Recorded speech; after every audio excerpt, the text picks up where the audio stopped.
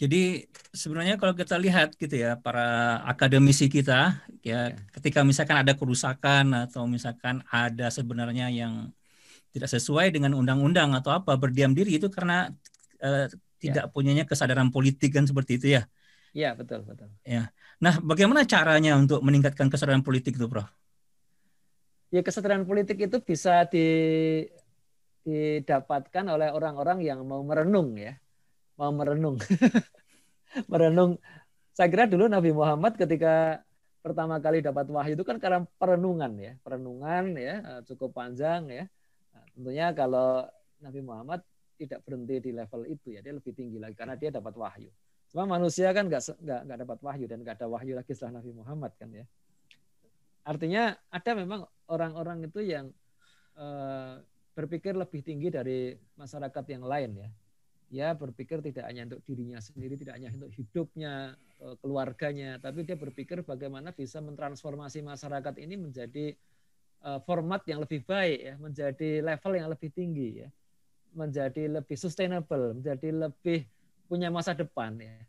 Ini memang nggak mudah ya, karena pasti dia akan berhadapan dengan apa yang dipercaya masyarakatnya kan ya. Sebagian besar masyarakat itu memang nggak berpikir dan itu di Quran itu kan banyak banget tuh ayat yang mengatakan begitu ya. Fa aksaru la yaqilun ya. Fa aksaru la ya'limun ya. Mereka sebagian besar dari mereka itu tidak berakal ya, tidak menggunakan akalnya. Sebagian besar mereka tidak mengetahui ilmu. Jadi memang perlu ada orang-orang yang berpikir. Nah, kalau seandainya orang yang berpikir itu sendirian tentu susah ya. Dia perlu cari teman, cari teman, menginspirasi orang-orang lain untuk ikut berjuang gitu kan. Dan dia nggak punya uang nih. Kalau berjuang ngasih uang itu berpikir tadi lagi-lagi di bawah tadi. Ya.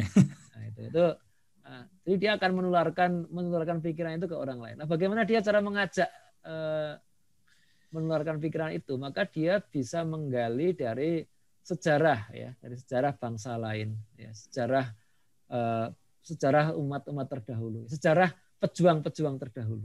Dia harus banyak membaca atau saya sebutkan menginspirasi diri ya, dengan membaca. Ya. Kalau membaca itu kalau nggak menginspirasi untuk apa ya? Nah, dia baca di Indonesia pun saya kira banyak ya tokoh-tokoh yang bisa menginspirasi ya. Bagaimana seorang Prawoto Mangkusasmito. Anda tahu Prawoto Mangkusasmito siapa? Itu dulu Perdana Menteri itu dulu ya. Ketua Masumi itu dulu ya. Itu seorang Prawoto Mangkusasmito itu Perdana Menteri, itu nggak punya rumah dia. Nggak punya rumah dia. Dia sampai suatu hari itu ada beberapa tokoh Indonesia yang lain yang notabene bukan satu partai ya. Itu ada IG Kasimo. Kasimo itu partai Katolik gitu. Ada Wahid Hasim ya, itu partai NU ya. Dan beberapa orang yang lain itu berpikir bagaimana untuk membelikan rumah untuk ini, untuk Pak Prawoto ini secara bandingan ya, saweran ya gimana. Nah, terus mereka ketika ide itu disampaikan ya, Kasimo, yang punya ide pertama Kasimo, sampai ke Wahid Hasim, Kasimo itu bilang, rapatnya jangan di rumah saya ya, rapatnya di rumah Wahid Hasim ya. Biar nggak ada biar nggak ada yang menyangka ini ada ide Kasimo punya maksud tertentu gitu lah ya, seperti itu. Akhirnya mereka rapat mengundang banyak orang diundang kecuali orang-orang Masumi, Masumi nggak diundang. Ya. Nah, akhirnya mereka sepakat saweran ya, cukup untuk beli rumah gitu kan. Terus siapa yang mau ngasih? Itu Wahid Hasim suruh ngasih juga nggak mau. Jangan saya yang ngasih. Nanti kalau saya yang ngasih, nanti Pak Prawoto nanti nggak kritis lagi terhadap NU. Coba. Jadi mereka itu saling mengkritik, saling ribut di parlemen ya, di konstituante saat itu. Tapi mereka hubungannya baik. Itu menginspirasi sekali dan itu kalau nggak ada orang-orang politik gitu ya. Ya, nggak ada orang seperti itu, negeri ini nggak hidup ya. Jadi kalau mereka memikirkan masa depan yang lebih jauh ya, lebih cita-cita yang lebih jauh, nggak apa-apa mereka mengorbankan dirinya ya untuk cita-cita yang lebih tinggi. Nah, andai kata para pejuang saat itu tuh mikirnya kayak politisi sekarang ya, yang saling mengharun-masikukan APBN ya, saling meniadakan gitu ya. Sudah bubar ya. Iya. Sudah bubar selama negeri ini ya. Nah, ini baru Indonesia yang kita pikirkan ya. Kita belum berpikir negeri-negeri yang menjadi hebat ya. Kita belum berpikir cara berpikir Nelson Mandela misalnya, atau Lech Walesa ya, dulu tokoh Polandia itu. Ya, Lech Walesa itu Nelson Mandela itu di penjara 27 tahun, bayangkan. 27 tahun. Tidak ada pemimpin Indonesia ditahan selama itu ya. Ya dulu Bung Karno pernah ditahan sama Belanda, tapi kan nggak sampai 20 tahun ya. Itu 27 tahun ya. Dan dia ketika bebas ya, dia bisa dengan legowo dan tenang mengatakan tidak akan melakukan pembalasan. Dia akan memberikan amnesti massal ya kepada semua orang ya. Termasuk orang-orang yang dulu orang-orang kulit hitam yang dulu menjadi begundalnya orang kulit putih. Itu ada itu di South Africa itu ya.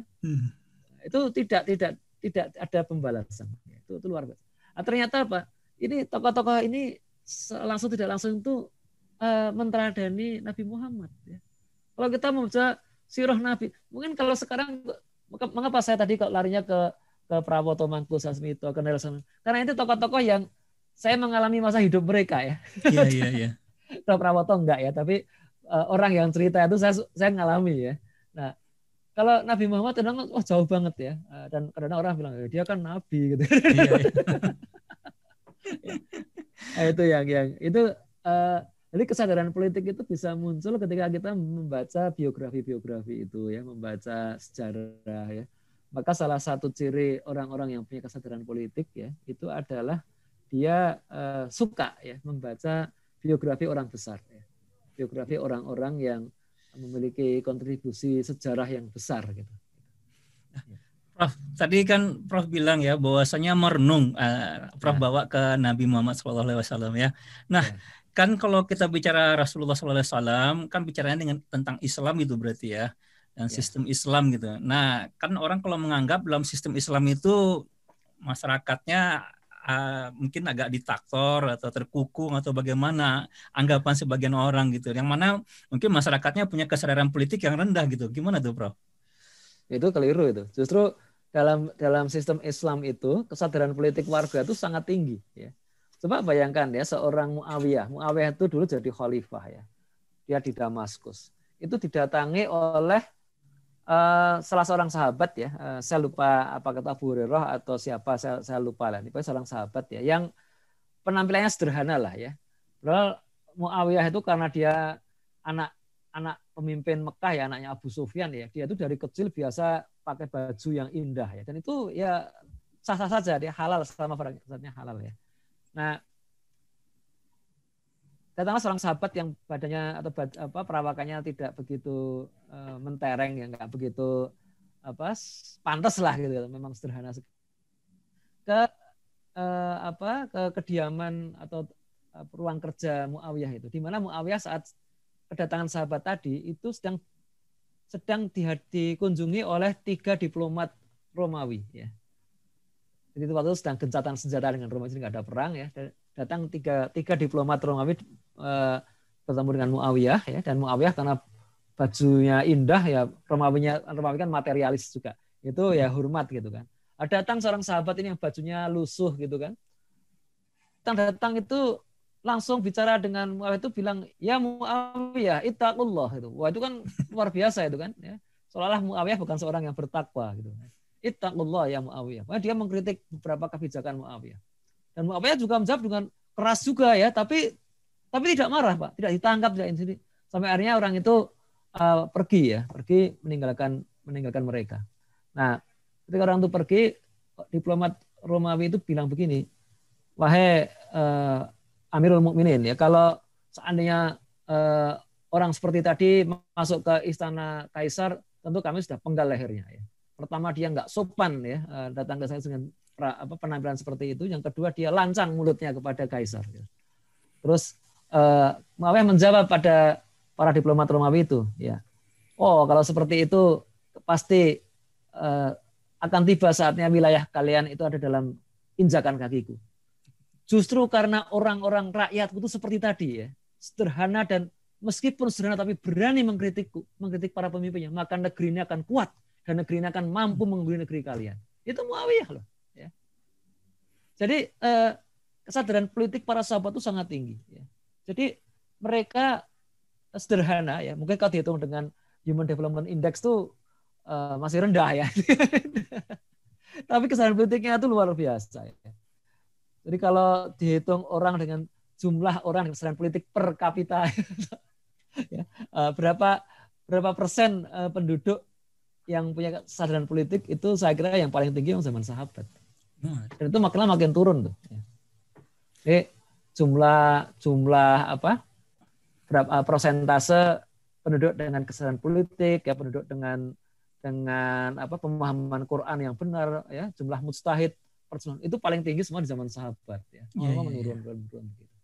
Nah, jadi itu berarti zaman Islam itu bukan diktator.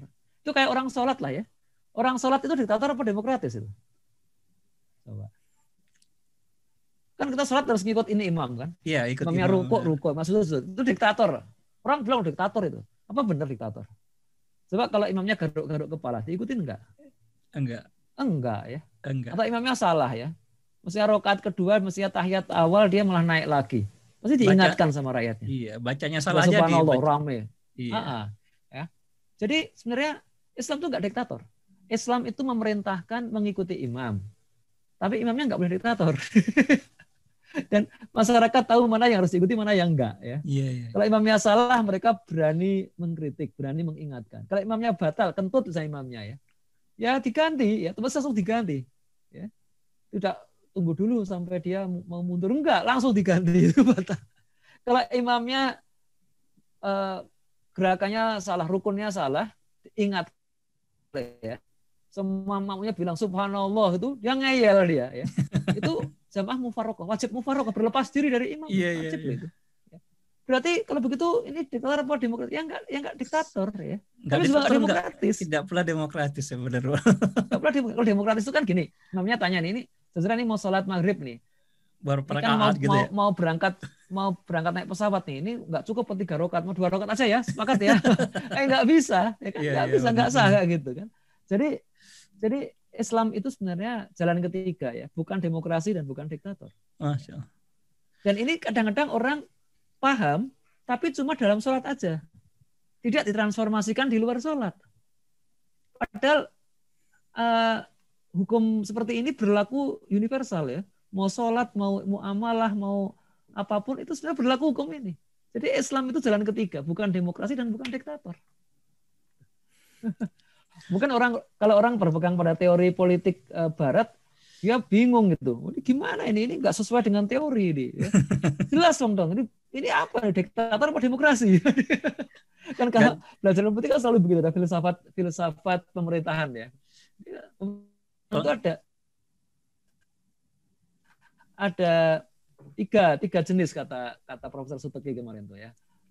Ada yang otokrasi ya, itu diktator ya, itu otokrasi. Ada yang polikrasi ya. Polikrasi itu adalah oligarki ya, dipimpin sekelompok orang, dan ada politi ya. Politi itu demokrasi, dan panunya bisa anarki ya, nggak ada yang ngatur gitu. Karena semua pengen ngatur, jadi malah nggak ada yang ngatur.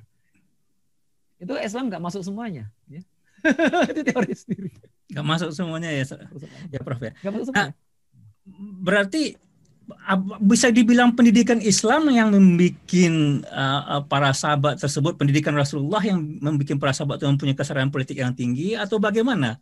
Kan kalau kita berbicara sekarang ini yang diharapkan terhadap sumber daya manusia yang akan membangun negara, yang akan menjaga negara ini kan orang-orang yang terdidik kan sebenarnya, Prof ya.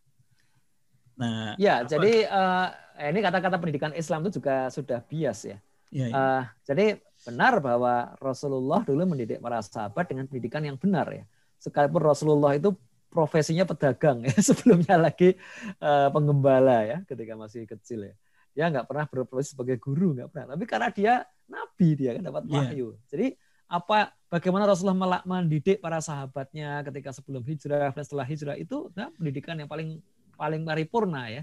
Cuma sekarang kalau orang bicara pendidikan Islam itu sudah bias ya, sudah di framing dengan berbagai hal ya. Saya pernah diundang satu seminar ya, pendidikan Islam. Ternyata orang-orang lain tuh kalau nggak bicara soal pendidikan agama, ya bicara soal pesantren. Oh gitu ya. Ya, ini pendidikan Islam tuh di kotak-kotak nih, kalau enggak pendidikan agama, pesantren atau gabungannya ya, itu apa SDIT atau sekolah Islam terpadu gitu kan ya. Iya, iya. Nah, itu sudah bias tuh seperti itu ya. Karena pendidikan Islam itu sebenarnya kompleks ya. Jadi ada satu kata-kata ahli hikmah itu mengatakan untuk menghasilkan seorang anak yang solih, engkau membutuhkan satu desa. Iya, iya. Itu desa loh. Nah, desa itu kan nggak cuma pelajaran kan, dia ada Iya, iya. kehidupan ya, ada interaksi masyarakat ya. Artinya apa? Pendidikan Islam cara Nabi itu tidak hanya dengan pengajaran, tapi yang paling penting dengan teladan, ya. Dengan pelibatan dalam berbagai interaksi itu pendidikan. Ya. Melatih seorang anak untuk yuk kita ke sawah yuk nyari belut misalkan begitu, itu pendidikan. Yuk bantuin ayah ke sungai ya, mencuci kerbau ya, mandiin kerbau, itu pendidikan ya. Itu kan nggak tertampung dalam sistem pendidikan sekarang. Iya, benar Ustaz. Tertampung. Dan pendidikan itu terlalu di kotak-kotak, ada kurikulum, ada jadi kita terbatas. Seolah-olah wah ini kita jam pelajarannya kurang segala macam. Padahal interaksi dengan guru, dengan sekolah itu kan sebenarnya cuma bagian kecil. Harusnya ya, bagian kecil. Pendidikan tuh ya seluas kehidupan ini harusnya. Termasuk perilaku pejabat harus mendidik, perilaku artis harus mendidik. Itu. Iya, iya, iya.